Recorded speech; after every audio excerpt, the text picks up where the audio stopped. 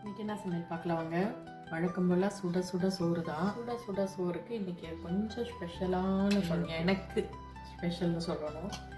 மாங்காய் இஞ்சி இருக்கு இல்லைங்களா, மா இஞ்சின்னு சொல்லுவோம்ல, அந்த குழம்பு போட்டு அந்த இஞ்சி போட்டு இன்றைக்கி புளிக்குழம்பு உண்மையாக இருக்கும். அது இன்றைக்கி சாப்பிட்றத விட நாளைக்கு சாப்பிட்டோம்னா தான் இன்னும் டேஸ்ட்டாக இருக்கும்னு வச்சுக்கோங்களேன். அஃப்கோர்ஸ் கண்டிப்பாக இத்தனை குழம்பு நாளைக்கும் சேர்த்தா வரும்.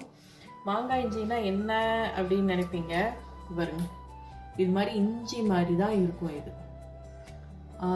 இது பார்க்கறதுக்கு இஞ்சியாக இருக்கும். ஒடிச்சோம்னு மோந்து பார்த்தோம்னாலும் மாங்காய் வாசம் அடிக்கும், சாப்பிட்டோம்னாலும் மாங்காய் டேஸ்ட்டாக இருக்கிற மாதிரி இருக்கும்.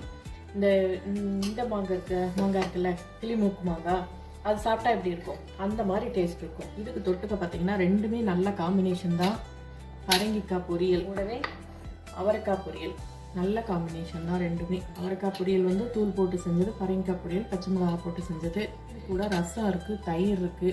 11 மணிக்கு கூலே சாப்பிட்டாச்சு. கூட லெட்டூஸ் சாலட் இருக்குது. இன்னைக்கு லெட்டூஸ் மட்டும் போட்டு சாலடு. இந்த வீடியோ உங்களுக்கு பிடிச்சிருந்துச்சுன்னா லைக் பண்ணுங்கள், ஷேர் பண்ணுங்கள், கமெண்ட் பண்ணுங்கள். புதுசாக பார்க்குறீங்கன்னா சப்ஸ்கிரைப் பண்ணிக்கோங்க. தேங்க்ஸ் ஃபார் வாட்சிங். பாய்.